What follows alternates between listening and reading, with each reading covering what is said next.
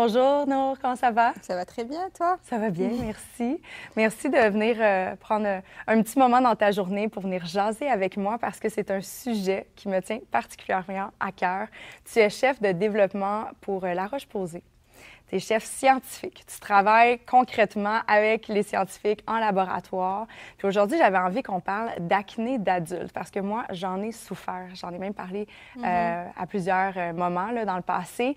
D'entrée de jeu, comment qu'on fait pour déterminer, tu sais, c'est quoi la différence entre l'acné d'adulte versus l'adolescence? Parce que moi, je trouve ça très étrange que j'aie de l'acné pour la première fois à 25 ans, par exemple. Oui, ben au fait, c'est pas si étrange que ça de merci. voir l'acné en âge adulte. Puis, juste pour commencer à expliquer un tout petit peu, la pathologie de l'acné est la même. Chez les adolescents ainsi que chez les adultes. Au fait, si je peux résumer ça comme rapidement, ça commence par une surproduction de sébum par nos glandes sébacées au niveau de la peau. Ça induit aussi une prolifération de la bactérie P. acnes, qui est la bactérie responsable de l'acné chez tout le monde. Et ça cause de l'inflammation et à la fin, on peut voir les nodules et les cystes partout au niveau de notre visage. Donc, de ce côté-là, on est tous de même. Mais qu'est-ce qui se passe chez l'adulte? Qu'est-ce qu'on voit? Pourquoi chez l'adulte, on voit qu'il y a de l'acné? Au fait, c'est parce qu'il y a d'autres facteurs qui peuvent aussi influencer l'acné.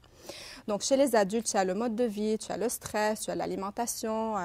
On a parfois des conditions, des maladies sous-jacentes qui peuvent aussi aggraver l'acné.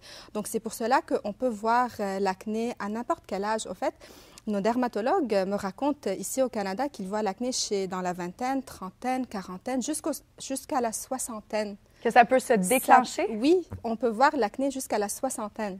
Donc, c'est sûr qu'il y a plusieurs facteurs qui vont influencer. Certainement. Puis chez La Roche-Posay, bon, il y a plusieurs gammes, mais il y en a une qui est vraiment davantage conçue pour ça, Effaclar. Est-ce que toi, tu fais partie justement intégralement de la recherche derrière pour voir, bon, comment on peut aider les gens justement qui souffrent d'acné?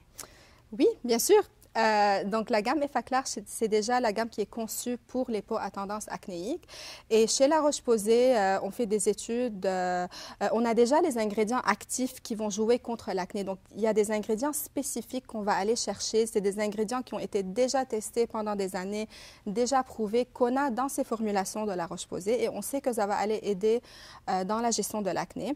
On les teste, mais pour La Roche-Posay spécifiquement, on a des ingrédients encore plus spéciaux qu'on rajoute dans les formulations qui vont venir aider dans les différentes étapes de l'acné. Tu te rappelles, je t'avais parlé des 4 comme étapes de la pathologie de l'acné. Dans les produits La Roche-Posay et notamment la gamme Effaclar, on a des ingrédients qui sont spécifiques dans ces formulations de La Roche-Posay qui vont venir aider dans la gestion de l'acné, dans l'apparence des cicatrices et dans la guérison, bien sûr. Fait que c'est vraiment un tout en un. Là. Oui, et c'est des formulations qui sont quand même conçues pour les peaux les plus sensibles. Donc, c'est sûr qu'on va aller pas juste gérer l'acné, mais aussi on va aller protéger la barrière cutanée. Donc, la barrière cutanée, c'est la première ligne de défense contre les pathogènes. Et on sait très bien, à travers plusieurs années d'études, qu'une barrière cutanée qui n'est pas saine peut induire une aggravation de conditions déjà existantes. Donc, si on a une peau qui est déjà à tendance acnéique, si on ne prend pas soin de notre barrière cutanée, on ne la protège pas, ça peut aggraver. Donc, ce qui est spécial chez les produits La Roche-Posay, c'est des produits qui vont aller aider à protéger cette barrière cutanée. Et on a des ingrédients qu'on appelle des ingrédients qui vont aider à régler le microbiome, donc cette balance bactérienne au niveau de la barrière cutanée. C'est pas juste dans les intestins, cette affaire-là. Non, c'est partout. C'est partout. Vraiment, c'est pas juste dans les intestins, c'est partout. Et au niveau de la peau, on sait que ça peut jouer un grand rôle dans l'avancement de certaines conditions. Donc, pour La Roche-Posay, on travaille sur deux choses vraiment en même temps. Un, on est en train de protéger notre barrière cutanée.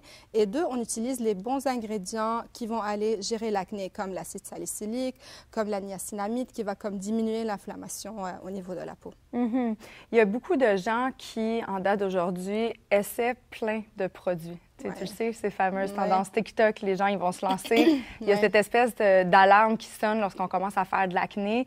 C'est quoi la pire chose qu'on peut faire pour se traiter, justement? Est-ce qu'il y a des petites choses, là, remettre les pendules à l'heure, là, ça serait le temps, en fait, justement, de peut-être arrêter de suivre les trends TikTok, peut-être? Pourquoi je dis ça, mais en même temps, on est sur TikTok, hein, nous autres. Oui, au fait, moi, ce que je peux te dire, d'après les différentes conversations que j'ai avec les dermatologues, c'est que le patient, il arrive chez le dermatologue déjà ayant essayé comme 10 différentes produits, ingrédients, plein de choses qu'il y a vu sur TikTok. Donc déjà, on arrive, il n'y a rien qui fonctionne. Là, j'essaie de voir est-ce qu'il y a vraiment des tendances maintenant qu'on voit sur TikTok pour... la seule chose qui vient vraiment dans ma tête, c'est le pimple popping. Je vois ça partout. Ouais. Je vois ça partout. Les gens suivent ça partout. Ils le font. Il y a beaucoup de vidéos. Maintenant, il y a beaucoup de gens qui postent des vidéos là-dessus. Je trouve que vaut mieux... Je ne comprends pas, en fait, ce trend, parce qu'avec des boutons, on parle de les gens qui se percent les boutons. Oui, les gens qui se percent le bouton. Ça, c'est la chose qui me vient en tête le plus quand on parle de tendance. Après, je trouve que les gens... tu sais, c'est normal aussi. Quand on voit un bouton, ça affecte notre humeur. Oui, c'est ça. Donc, on veut vraiment pas voir ça. Puis, on a tendance à aller chercher n'importe quelle solution. Puis, les solutions rapides. On trouve beaucoup de vidéos sur TikTok, sur les médias sociaux qui parlent de solutions rapides. Ouais. Donc, ça, tu peux l'utiliser. C'est rapide, ça va enlever les boutons. Au fait, ce n'est pas vrai. Quand tu utilises des soins de peau, quand on veut vraiment gérer l'acné, ça prend du temps. Okay. Quand on utilise des traitements qui sont prescrits par le médecin, ça peut prendre un minimum de 3 mois avant de voir des résultats. Je ne sais pas pour toi, c'était combien avant que tu as commencé je veux dire, gérer pour à tout de moins atténuer les crises, faire en sorte que ça soit plus stable. En tout et pour tout, ça m'a pris 1 an. C'est ça. Donc, ça prend du temps. Puis, quand on voit des produits sur les médias sociaux qui sont poussés, puis ça promet que ça va enlever l'acné rapidement, c'est pas vrai. Au fait, les produits, dépendamment de c'est quoi l'ingrédient qu'on est en train d'utiliser, ça peut prendre 4 semaines minimum avant de commencer à avoir des résultats. Donc, mais je comprends aussi que les gens, ils veulent des solutions, puis c'est très difficile d'être patient quand on se regarde dans le miroir chaque matin, puis on n'est pas content. Donc, premier mythe, même si on essaie une magnifique gamme comme Effaclar Claire, il faut laisser le temps au produit de faire effet. Absolument. Ce serait quoi la meilleure routine beauté, justement, qu'on pourrait avoir? Déjà, moi, ce que je dis, acné ou pas acné, il faut vraiment commencer par une routine de base qui est une routine de nettoyer, hydrater et protéger. Okay. Donc, ça, c'est une routine à faire matin et soir. Et moi, ce que je conseille toujours, c'est de choisir des produits qui respectent le pH physiologique de la peau. Tu sais, notre peau a un pH qui est plus du côté acidique, donc un pH qui est entre 4,5 et 6. Donc, quand j'utilise des produits qui disent qu'ils ont un pH neutre ou de 7, ce n'est pas nécessairement le meilleur des choix. Donc, choisir des produits qui sont aussi, si on a une peau à tendance acnéique, qui sont des produits qui vont être bons pour la peau sensible. Donc, nettoyer, hydrater, protéger. Donc, la crème solaire chaque jour. Et tu sais, je pense que tu l'as peut-être expérimenté aussi, les cicatrices. Oui. Donc, oui. Oui. Puis la crème solaire, c'est à toutes les saisons, à tous les jours, même s'il pleut. En fait, c'est la Roche-Posay aussi que j'utilise parce que c'est, à mon sens, c'est celle que je préfère aussi côté texture, sur le maquillage et autres. Mais c'est vrai qu'on a tendance à faire plus de taches. C'est ça, donc vraiment la crème solaire à chaque jour. Donc à ça, quand on choisit notre nettoyant, on peut choisir pas juste un pH physiologique et des textures peut-être, on peut regarder des textures plus gel. Tu vois, le nettoyant Effaclar, c'est une texture qui est gel, qui peut aider avec un pH physiologique. Parfois, on peut chercher des ingrédients spécifiques qui peuvent aussi aider à calmer, à aider. D'un point de vue hydratation, tu sais, il y a un mythe que je vois toujours qui dit que une peau qui est grasse ou une peau à tendance acnéique n'a pas besoin d'être hydratée. Au fait, c'est l'inverse. Oui, parce que si on n'hydrate pas la peau, les glandes sébacées ont tendance à produire encore plus de sébum qui peut contribuer encore plus à l'apparence de l'acné.